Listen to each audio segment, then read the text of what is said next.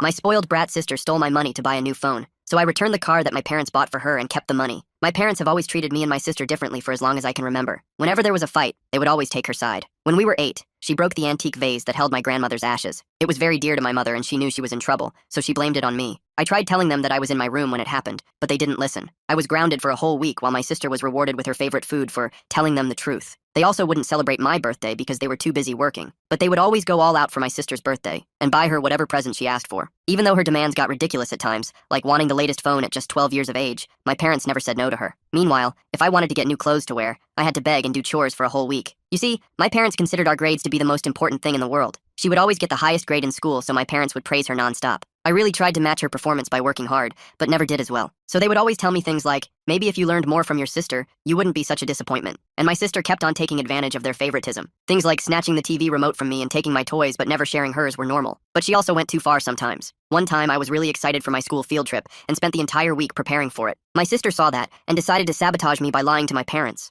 She told them that I had been peeping on the girls' washroom in school, and to my surprise, they believed her without even checking for proof. They never called the school to confirm, and simply decided to punish me by not allowing me to go on the trip. That day, I realized that my parents were never going to take my side. I began spending my time at my friend's house so I wouldn't have to listen to my sister's demands all day long. I also took on a job in high school so I could pay for my own stuff. That was because I never got an allowance like my sister. I was being careful and saving up money because I wanted to move out at 18 and get away from her. For her 16th birthday, my parents bought her a brand new car, and she made sure to rub it in my face. Whenever I had to go somewhere, she would ask me if I wanted a lift, and then proceed to say, "Oops, sorry, I can't waste my fuel on useless people." As time went on, I simply ignored her and kept to myself. There would be days when my parents didn't say a single word to me, but I was more than happy to be ignored rather than punished. Now, my 18th birthday is in a few weeks, and I had saved enough money to make a deposit and rent my own apartment. But I was having trouble looking for a decent place, so that money was being hidden in my room. I would check if it was still there before going to sleep every night, just as a way of feeling secure. But then I made the mistake of talking on the phone when my sister was home and probably listening in. She heard me talk about the apartment and how I had some money saved up. She instantly barged into my room and asked, "I want to buy a new phone, so do you think you could share some of your money with me?" She had asked the same question to our parents, and they had said no because their finances were running a bit dry. I couldn't believe that she was asking me to hand over money that I had earned on my own, and told her a firm no. I told her that this money was for me, and that if she wanted, she could get a job herself. She refused, and got mad at me for suggesting that she should work. Then she ran away, and I breathed a sigh of relief, thinking it was over. However, when I came home the next day, I saw my sister holding the new iPhone 15.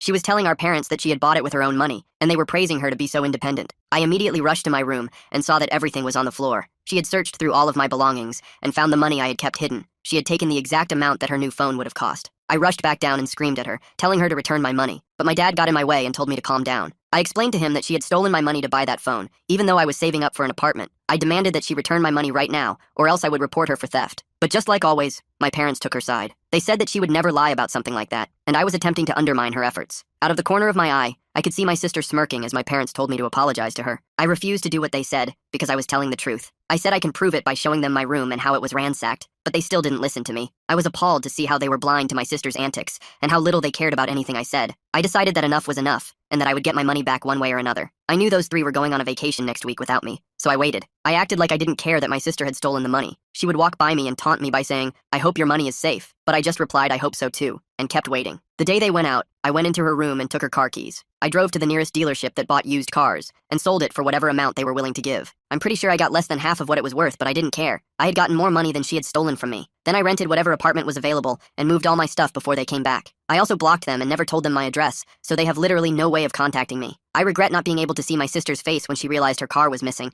and so was I. I thought I was finally free of that toxic environment, but never did I expect my sister to find me and do something crazy. I needed to protect myself, but I didn't know where to start. I'd never been in a situation like this before. Growing up, I'd always been the one on the defensive, trying to avoid Amber's schemes rather than anticipating them. Now I needed to think like her, calculating, strategic, always one step ahead. First things first, I changed all my passwords, email, social media, bank accounts. Everything got new, complex passwords that Amber couldn't possibly guess. I spent an entire evening hunched over my laptop, methodically going through every account I owned, creating unique combinations of letters, numbers, and symbols that would be impossible to crack. My fingers flew across the keyboard, a sense of urgency driving me to secure everything as quickly as possible. I set up two-factor authentication wherever possible. If she wanted access to my accounts, she'd need my phone too. I downloaded authentication apps, linked them to my most important accounts, and tested the system multiple times to ensure it was working properly. The extra layer of security made me feel slightly more protected, though I knew Amber's determination shouldn't be underestimated. Next, I called the bank to report the unauthorized access attempt. The customer service representative was sympathetic but not particularly helpful. "We don't see any successful logins from unrecognized devices," she said, her voice tinged with boredom. "But we can put a security alert on your account if you're concerned." Her casual tone suggested this was a routine call for her,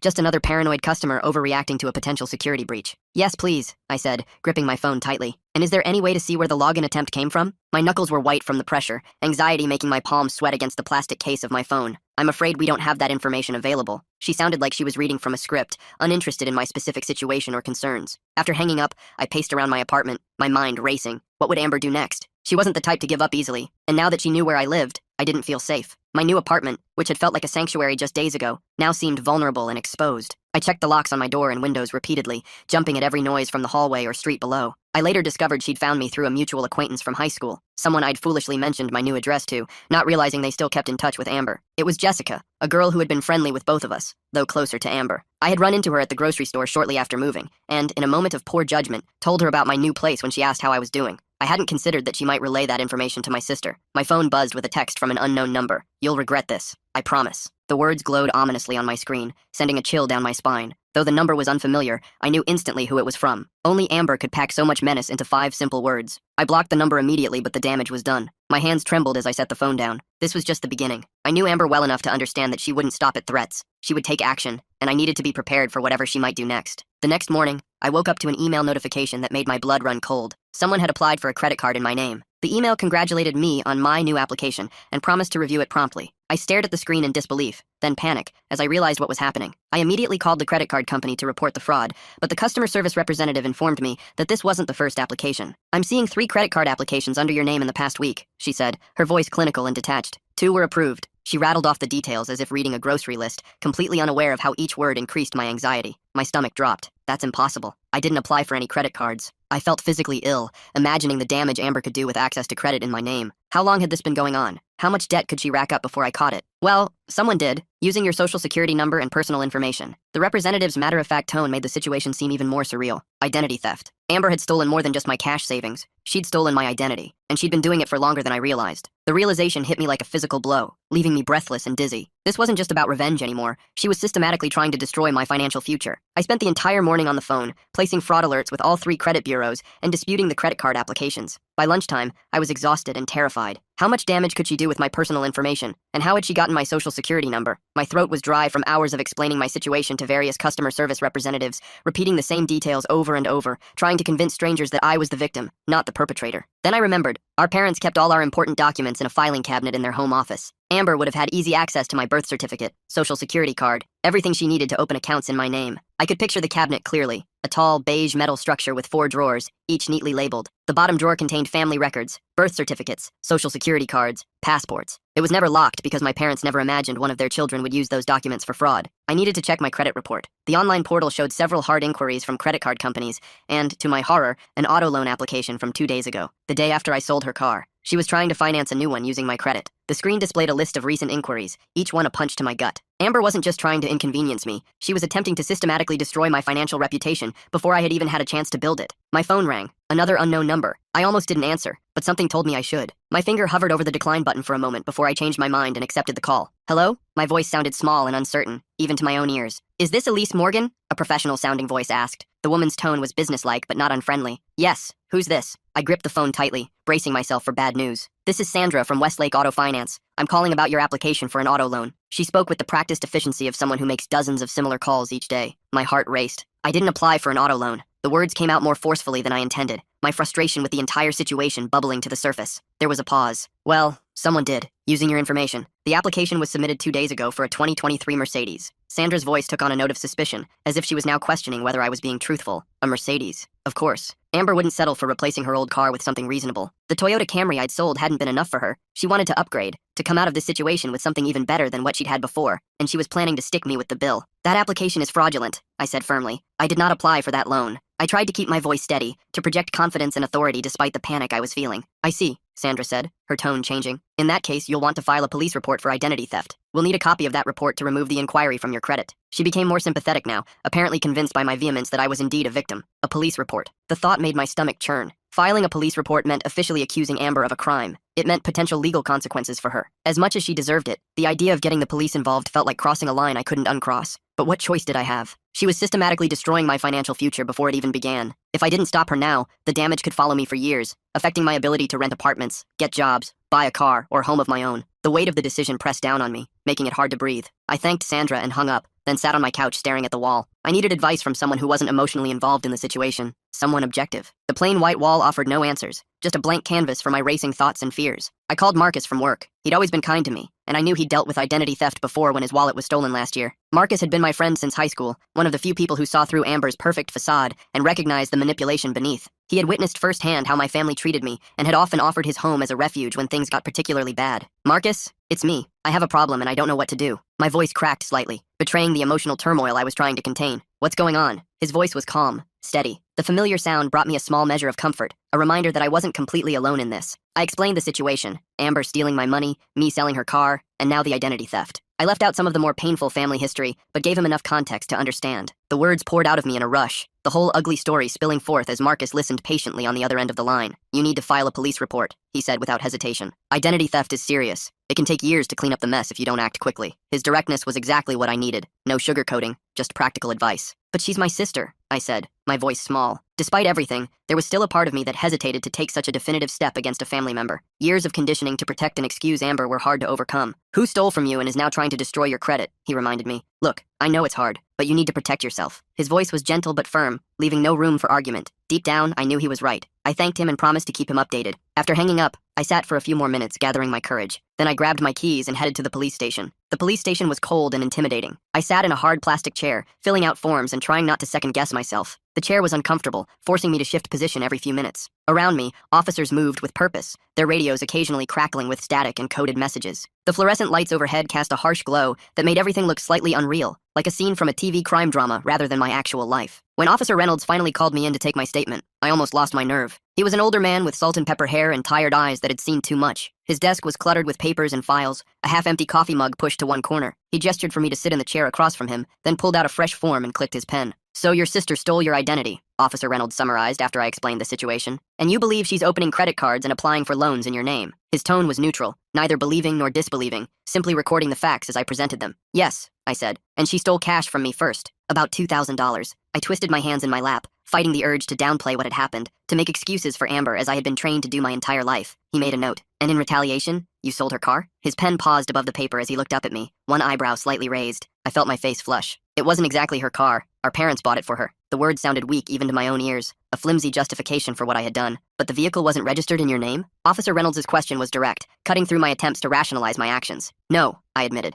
The single word hung in the air between us, heavy with implications. Officer Reynolds looked at me over his glasses. So you sold a vehicle that didn't belong to you. It wasn't a question, but a statement of fact, delivered in a tone that made me shrink in my seat. My stomach dropped. I guess so, but she stole from me first. I sounded like a child, trying to justify bad behavior by pointing to someone else's worst behavior. That doesn't make selling someone else's property legal, he said. Your sister could file charges against you for that. His words were like a bucket of cold water, shocking me into a new perspective on my actions. I hadn't considered that possibility. In my mind, I was just getting back what was rightfully mine. But legally speaking, I had no right to sell that car. The realization made me feel slightly dizzy, the room seeming to tilt around me as I grappled with this new complication. What should I do? I asked, my voice barely above a whisper. I felt small and foolish, sitting there in that hard chair under the harsh lights, my attempt at justice now revealed as potentially criminal. About the identity theft, we'll file this report, and you should take a copy to the credit bureaus and any companies where fraudulent accounts were opened. He handed me a case number. About the car, I'd suggest consulting with an attorney. His tone softened slightly, perhaps seeing the genuine distress on my face. I left the police station feeling worse than when I went in. I'd wanted justice, but instead,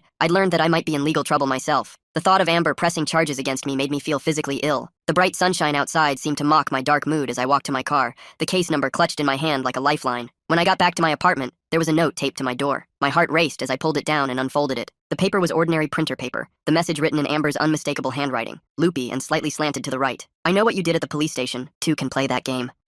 She was watching me, or someone was watching me for her. I looked around the hallway, suddenly feeling exposed. How had she known I went to the police? The thought that she might be monitoring my movements sent a chill down my spine. I later found out she'd been monitoring my movements through a tracking app she'd somehow installed on my phone during one of her snooping sessions before I moved out. The app was disguised as a system utility, something I would never think to check or delete. It had been silently reporting my location to her for weeks, allowing her to track my every movement. I hurried inside, locked the door, and leaned against it, trying to calm my breathing. This was escalating faster than I could handle. I needed help. The walls of my small apartment seemed to close in around me, no longer offering protection, but feeling like a trap. If Amber knew where I lived, knew my movements, what else might she do? My phone buzzed with a text from Marcus. How did it go at the station? The screen illuminated in the dimness of my apartment, his name a welcome sight amid all the unknown numbers and threatening messages. I texted back, "Not great. Can we talk? I think I need a lawyer." My thumbs moved quickly across the screen, the message brief but conveying my desperation. "I have a friend who's an attorney. I'll send you her information." His response came almost immediately, a lifeline thrown to a drowning person. A few minutes later, he texted me the contact information for Ellie Young, an attorney who specialized in identity theft cases. I called her office immediately and was relieved when they offered me a consultation the next day. The receptionist's calm, professional voice was reassuring as she scheduled the appointment, making me feel that perhaps there was a way out of this mess after all. That night, I barely slept. Every noise in the hallway made me jump. The building's usual sounds, neighbors coming and going,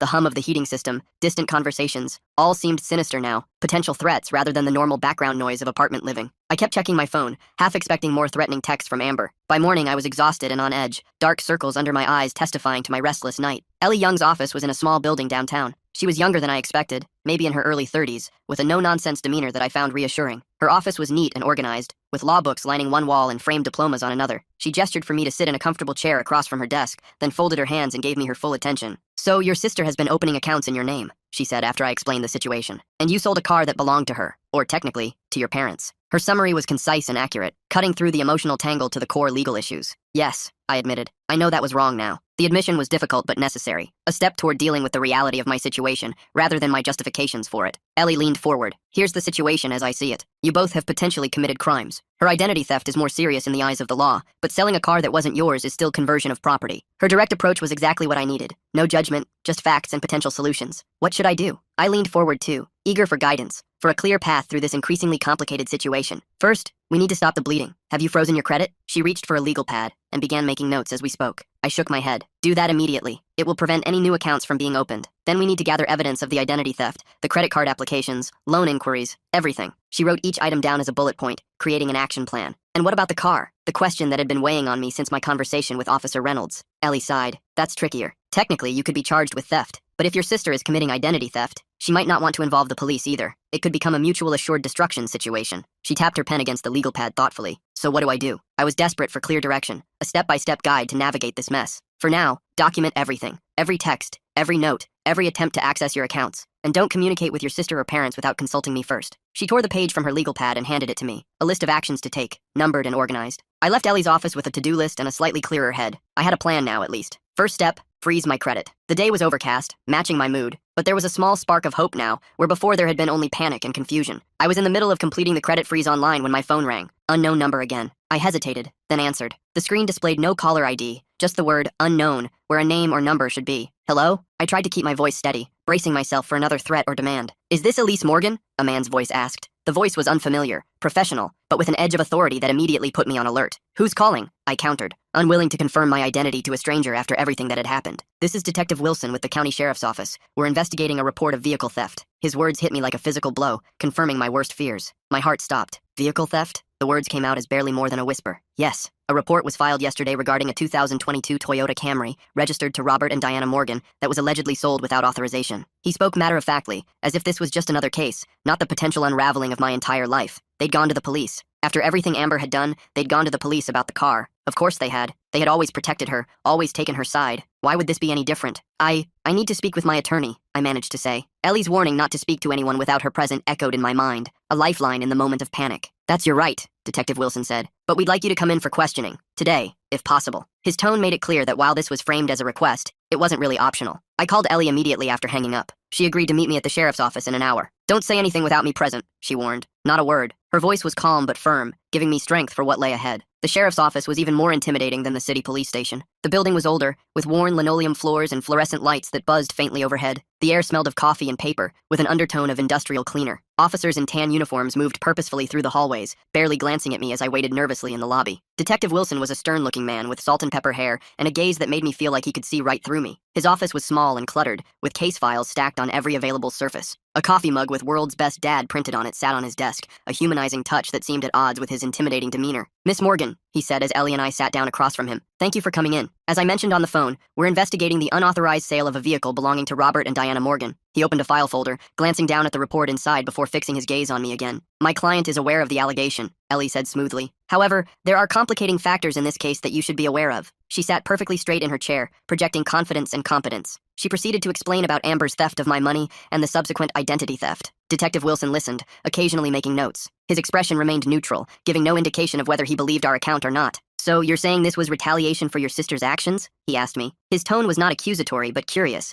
as if trying to understand the full picture. Before I could answer, Ellie interjected. My client acknowledges that selling the vehicle was an error in judgment. However, we believe the family's decision to pursue charges is motivated by a desire to prevent her from exposing her sister's more serious crimes. She spoke firmly but respectfully, presenting our case in the most favorable light possible. Detective Wilson looked at me. Do you have evidence of this identity theft? His pen hovered over his notepad, ready to record my answer. I nodded and pulled out the folder I'd prepared with printouts of the fraudulent credit applications and loan inquiries. The folder was thick with documents, each one a piece of the puzzle showing Amber's systematic attempt to destroy my financial future. He looked through them, his expression unreadable. And you've filed a police report about this? He flipped through the pages methodically, pausing occasionally to read a particular document more carefully. Yes, with Officer Reynolds at the city police department yesterday. I watched his face anxiously, trying to gauge his reaction to the evidence. Detective Wilson made another note. I'll need to coordinate with them on this. The situations appear to be connected. For the first time, I saw a flicker of something in his eyes, perhaps recognition that this case was more complex than a simple vehicle theft. After more questioning, he finally let us go with a warning that the investigation was ongoing. We'll be in touch, he said as we stood to leave. Don't leave town without notifying us. The standard police warning sounded ominous in my ears,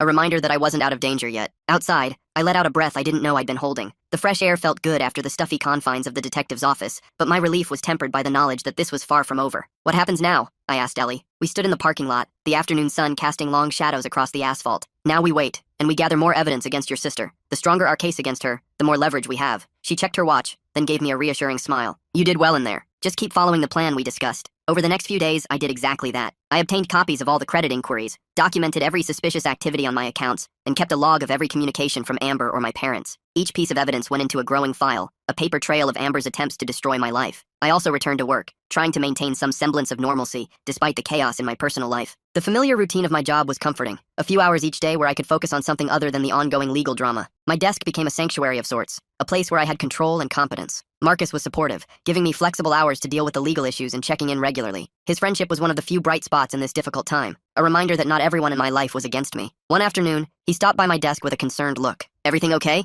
You seem distracted today. He perched on the edge of my desk, his brow furrowed with genuine concern. I sighed. Just more drama with my sister. She somehow got my work email and has been sending messages to me and some of my colleagues. That morning, I'd arrived to find several coworkers giving me strange looks. One had forwarded me an email from me, claiming I was planning to quit soon, and had been bad-mouthing the company to potential clients. His eyebrows shot up. What kind of messages? His expression darkened as he realized the extent of Amber's harassment. Mostly lies about me, trying to make me look bad. I ran a hand through my hair, exhaustion evident in every movement. She's trying to damage my reputation here, maybe even get me fired. I later discovered she'd found my workplace through social media. I'd forgotten to update my privacy settings on an old LinkedIn profile, which still showed my current employer. It was a careless oversight that had given Amber yet another avenue to attack me. Marcus frowned. That's harassment. Have you told HR? His concern was touching, a reminder that someone was on my side in all this. I shook my head. I don't want to make a big deal out of it. The thought of drawing more attention to the situation, of having to explain my family drama to my employers, was mortifying. It is a big deal, he insisted. This is your workplace. She can't be allowed to interfere with your job. His voice was firm but kind, pushing me to stand up for myself in a way I'd rarely done before. He was right, of course. I'd spent so many years minimizing Amber's behavior, making excuses, trying to keep the peace. It was a hard habit to break. Growing up in my family, I'd learned that the path of least resistance was to stay quiet, to absorb the blows rather than fight back. But that approach had led me here, to a place where Amber felt entitled to destroy not just my personal life, but my professional one as well. That evening, I received an email that made my blood run cold. It was from a loan officer at my bank, confirming an appointment to discuss a mortgage application, a mortgage I hadn't applied for. The email was cheerful and congratulatory, completely at odds with the panic it induced in me. I called the bank immediately and explained the situation. They confirmed that someone had applied for a $350,000 mortgage in my name, using my personal information and employment details. The application had been submitted online, but an in-person appointment was required to proceed. The customer service representative sounded alarmed as she placed a fraud alert on my account, promising to flag the application for review. This was escalating beyond credit cards and car loans. Amber was trying to take out a mortgage in my name. The potential damage was staggering. If she succeeded, I would be saddled with a debt that would take decades to pay off. If I could pay it off at all, my financial future would be effectively ruined before it had even begun. I forwarded the email to Ellie with a panicked message. She called me within minutes. "This is good," she said, which was not the response I expected. Her voice was calm, almost pleased, completely at odds with my own panic. Good? How is this good?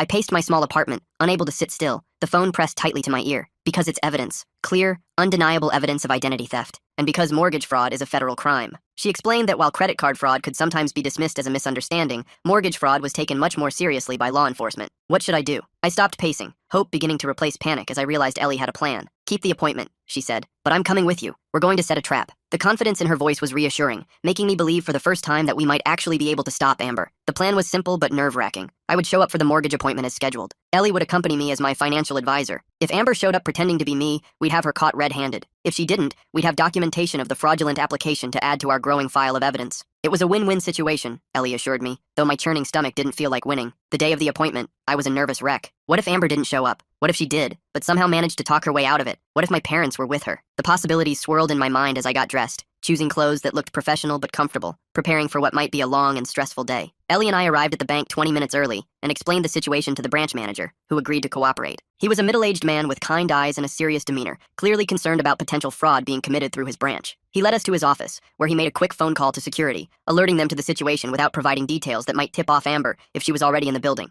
We waited in his office, out of sight of the lobby. The minutes ticked by slowly, each one stretching out with excruciating tension. I kept checking my watch, then the clock on the wall, as if the constant monitoring of time could somehow speed it up or slow it down according to my needs. At exactly 2 p.m., the loan officer came to inform us that Elise Morgan had arrived for her appointment. My heart pounded as the branch manager led us through a back hallway to a small observation room with a one-way mirror overlooking the loan officer's desk. The room was cramped and dimly lit, designed for security personnel to monitor suspicious activity without being seen. And there she was, Amber, sitting confidently across from the loan officer, her hair styled like mine, even wearing a similar outfit to what I typically wore to work. The sight of her there, casually impersonating me, sent a surge of anger through my body that momentarily overwhelmed my anxiety. That's her, I whispered to Ellie. That's my sister. My voice shook slightly, a mix of rage and disbelief making it difficult to speak normally. We watched as Amber smoothly answered questions about her employment and financial situation. She had documents, forged pay stubs, bank statements, even a fake ID with my name but her photo. The level of preparation was staggering. She spoke confidently, maintaining eye contact with the loan officer, occasionally smiling or laughing at appropriate moments. If I hadn't known better, I might have believed she was me. She had studied my mannerisms, my speech patterns,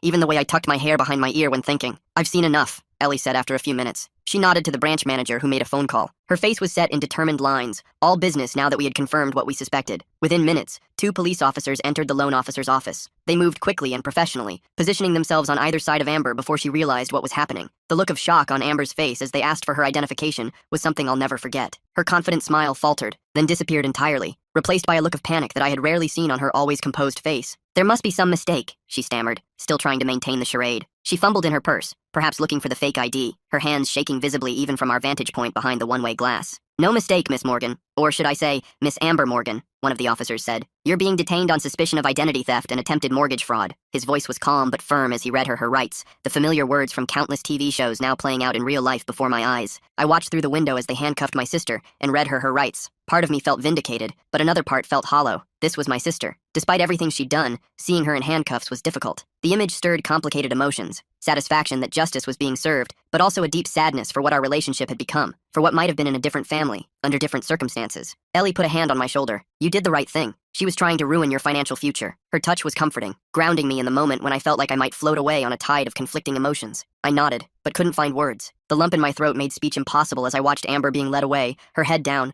no longer the confident, entitled person who had walked into the bank, but a scared young woman facing serious consequences for her actions. After giving statements to the police, Ellie and I left the bank. I felt drained, like I'd just run a marathon. The emotional toll of the day had left me exhausted, barely able to put one foot in front of the other as we walked to the parking lot. What happens now? I asked. The bright afternoon sun seemed at odds with my mood, too cheerful for the gravity of what had just occurred. Now the criminal justice system takes over, Ellie explained. Amber will likely be charged with identity theft, fraud, forgery, multiple felonies. Given the evidence and the fact that she was caught in the act, she's facing serious consequences. She unlocked her car, gesturing for me to get in so we could talk privately. Will I have to testify against her? The thought of standing in court, facing Amber across a courtroom, filled me with dread. Possibly, if it goes to trial. But with the evidence we have, her attorney will likely advise her to take a plea deal. Ellie started the car but didn't pull out of the parking space, giving me time to process everything that had happened. I nodded, trying to process it all. And what about the car? Will I be charged for that? The question had been weighing on me since my conversation with Officer Reynolds, a dark cloud hanging over even this moment of victory. I doubt it, Ellie said. Now that your parents know the extent of Amber's crimes, they may be less inclined to pursue charges against you, but we should still be prepared. She gave me a reassuring smile before finally putting the car in drive and pulling out of the parking lot. That evening, I sat in my apartment, alone with my thoughts. I should have felt relieved that Amber had been caught, that her campaign against me was over. Instead, I felt a complicated mix of emotions. Relief, yes, but also sadness, guilt, and a lingering anger that had nothing to do with Amber and everything to do with my parents. The small space that had felt like a sanctuary now seemed confining, the walls too close, the silence too complete. They had created this situation with years of favoritism and enabling. They had shaped Amber into the person she became, entitled, manipulative, willing to hurt others to get what she wanted. And they had shaped me too, making me doubt my own worth, teaching me that my needs and feelings didn't matter. The realization was painful, but clarifying,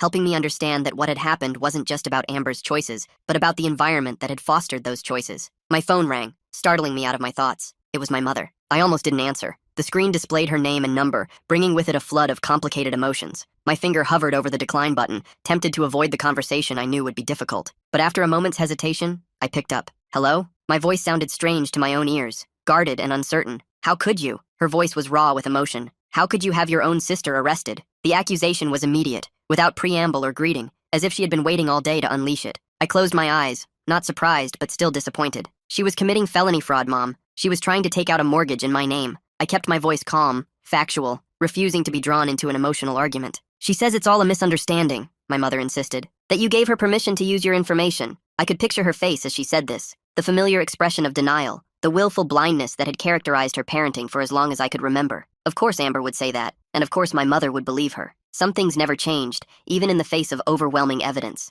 That's not true, I said firmly, and you know it's not true. Amber stole from me, first my cash, then my identity. She was trying to destroy my credit and my future. For once, I didn't back down or soften my words to spare her feelings. The time for that was long past. She's your sister. The words were almost a wail, as if that relationship should excuse any behavior, no matter how harmful. Yes, she is, and you're my mother, but neither of you has acted like family to me. The truth of this statement hit me as I said it, bringing with it a wave of grief for the family I had never really had. There was a long silence on the other end of the line. When my mother spoke again, her voice was different, quieter, less certain. Your father had another episode after we heard about Amber's arrest. The doctor says it's his heart. He's in the hospital. The change in topic was abrupt, a tactical shift that I recognized from years of similar conversations. My stomach dropped. Is he okay? Despite everything, I felt a surge of concern. Whatever our relationship, he was still my father, and the thought of him seriously ill was distressing. They're running tests, she said. He's stable for now. Her voice had lost some of its accusatory edge, replaced by genuine worry. I didn't know what to say. I felt guilty, but also angry that she was telling me this. Was it meant to make me feel responsible?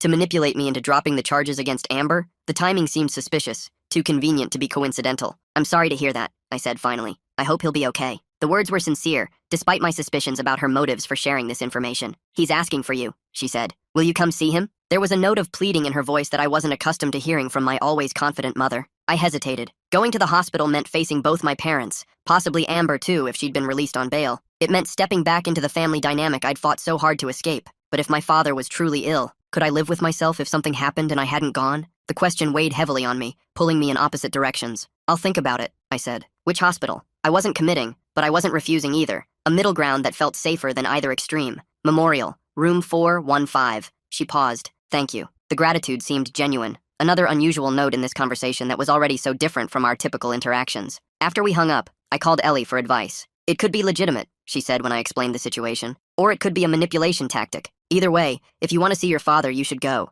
Just be prepared for potential confrontation. Her practical approach helped cut through my swirling emotions, giving me a clearer perspective on the situation. I decided to go the next morning. I didn't sleep well that night, my mind cycling through possible scenarios, rehearsing what I would say if confronted by my mother or Amber. The hours passed slowly, darkness giving way to the gray light of dawn as I lay awake, alternately anxious and resolved. Memorial Hospital was a sprawling complex on the east side of town. I found my way to the cardiac unit and approached room 415 with trepidation. The hospital smells, antiseptic, cleaning products, the underlying hint of illness, brought back memories of childhood visits to my grandmother before she passed away. The corridor was quiet, except for the soft beeping of monitors and the occasional squeak of rubber-soled shoes on the polished floor. Through the partially open door, I could see my father in the hospital bed, looking smaller and older than I remembered. The sight was shocking. He had always been a robust, imposing figure in my life, but now he seemed diminished, vulnerable in a way I had never seen before. My mother sat beside him, holding his hand. They were both looking down, neither speaking, the weight of recent events visible in the slump of their shoulders. I knocked softly on the doorframe. They both looked up, surprise registering on my father's face. You came, he said, his voice weaker than I'd ever heard it. The oxygen cannula in his nose and the IV in his arm underscored the seriousness of his condition. I stepped into the room, keeping my distance. Mom said you wanted to see me. I stood awkwardly just inside the doorway, unsure of my welcome despite the invitation. He nodded, then looked at my mother. "Diana, could you give us a minute?" His request seemed to surprise her as much as it did me. She seemed reluctant, but eventually stood and left the room, giving me a look I couldn't quite interpret as she passed. Was it warning? Pleading? Resignation? I couldn't tell, and at that moment, I was more focused on my father and whatever he wanted to say to me. Once we were alone, my father gestured to the chair beside his bed. "Sit down." The command was gentler than his usual directives, more request than order. I did, perching on the edge of the seat, ready to leave if necessary. The vinyl chair was uncomfortable, designed for function rather than comfort, much like the conversation we were about to have. "The doctor says I need bypass surgery," he said without preamble. "Apparently I've been walking around with blocked arteries for years." He spoke matter-of-factly, as if discussing someone else's medical condition rather than his own. "I'm sorry to hear that," I said, unsure what else to say. The news was concerning but not entirely surprising. My father had never taken care of his health, working long hours, eating poorly, and managing stress through sheer force of will rather than healthy coping mechanisms. He waved a hand dismissively. "It is what it is. Getting old isn't for the faint of heart." He looked at me directly. "Your sister was arrested." The abrupt change of subject caught me off guard. I nodded. "Yes." I braced myself for accusations, for the familiar pattern of him taking Amber's side against me. "They're saying she committed fraud, identity theft." His tone was neutral, giving no indication of his feelings on the matter. "She did," I confirmed. "She stole my identity and tried to take out loans and credit cards in my name, even a mortgage." I kept my voice steady, stating facts rather than making accusations. He was quiet for a moment, looking down at his hands. "And you're pressing charges." Again, his tone gave nothing away. "Yes." I waited for the explosion, the anger, the disappointment that had characterized so many of our interactions over the years. Another long silence. Then, to my shock, he said, "I don't blame you." The words were so unexpected that for a moment I thought I had misheard. I stared at him, certain I'd misheard. "What?" The single word came out breathless, disbelieving. "I said I don't blame you." He sighed heavily. "The police showed us the evidence. The fake ID, the forged documents. It's pretty damning." He looked tired, defeated in a way I had never seen before. I didn't know how to respond. This was not the conversation I'd expected to have. My father had never admitted being wrong, had never acknowledged Amber's faults, had certainly never taken my side against hers. The shift was so profound that I struggled to process it. "Your mother doesn't want to believe it," he continued. "She thinks there must be some explanation, but I've been doing a lot of thinking in here." He gestured around the hospital room. "When you're facing your own mortality, it makes you look at things differently." His voice had a reflective quality that was new, a depth of introspection I hadn't known he was capable of. "Dad," I started, not sure what I wanted to say but feeling the need to respond somehow. He held up a hand to stop me. "Let me finish. I haven't been a good father to you. I've favored your sister, made excuses for her behavior, blamed you for things that weren't your fault. I can see that now." The admission was so unexpected, so complete,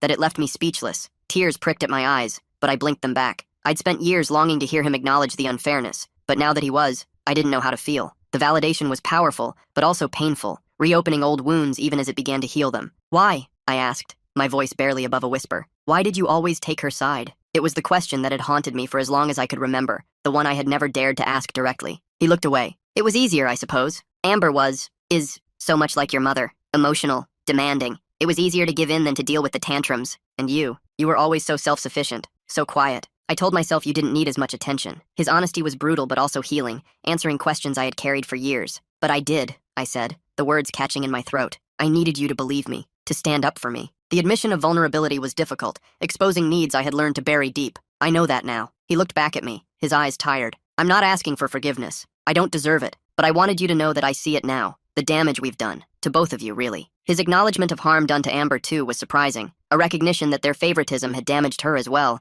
enabling behaviors that had led to her current situation. I sat there, absorbing his words. Part of me wanted to rage at him, to list every injustice every time they'd chosen Amber over me. But another part, a part I hadn't known existed, felt a weight lifting. He saw it. After all these years, he finally saw it. The validation was powerful, even coming so late and under such circumstances. "What happens now?" I asked. The question encompassed so much. His health, Amber's legal troubles, our family's fractured relationships. "With Amber? That's up to the courts. And you, I suppose, since you're the victim." He grimaced at the word. "With us? That's up to you. I wouldn't blame you if you wanted nothing to do with us after all this." His honesty was refreshing, even as it acknowledged the depth of the damage done. I didn't have an answer for him. I wasn't sure what I wanted. Reconciliation seemed both possible and impossible in the same moment. A paradox I couldn't resolve sitting there in that hospital room with the beeping of monitors marking the passage of time. "I should go," I said, standing up. "I hope your surgery goes well." The words were sincere, despite everything. He nodded. "Thank you for coming, and I'm sorry for everything." The apology hung in the air between us, insufficient, yet monumental. As I turned to leave, my mother was just outside the door. From her expression, I could tell she'd heard at least part of our conversation.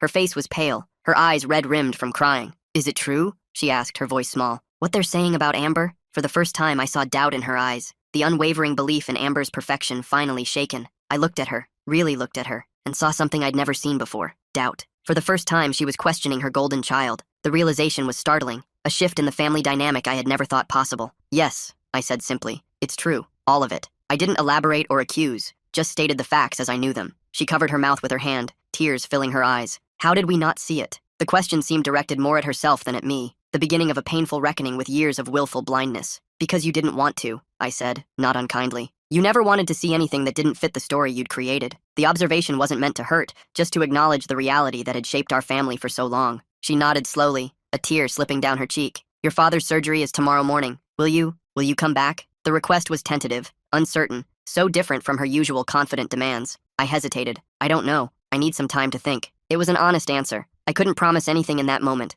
Needed space to process everything that had happened and decide what, if anything, I wanted from this family going forward. As I walked out of the hospital, I felt strangely light, as if a burden I'd carried my whole life had been partially lifted. My father's acknowledgement, my mother's doubt, they were small things, perhaps, in the face of years of favoritism and neglect. But they were something, a crack in the facade, a possibility of change. The bright afternoon sunlight felt symbolic, illuminating a path forward that had previously been hidden in shadow. My phone buzzed with a text as I reached my car. It was from an unknown number, but I knew immediately who it was from. They'll choose me in the end. They always do. This isn't over. The words glowed on my screen, a digital reminder that not everything had changed, that some patterns were deeply ingrained and resistant to change. Amber. I later learned she'd been released on bail and had borrowed a fellow inmate's contraband phone to send the message. Somehow, even from jail, she'd found a way to reach me, to threaten me, to try to pull me back into the toxic dynamic. Her determination was both impressive and disturbing, a reminder of how deeply she believed in her right to manipulate and control. But this time, I didn't feel the usual fear and doubt.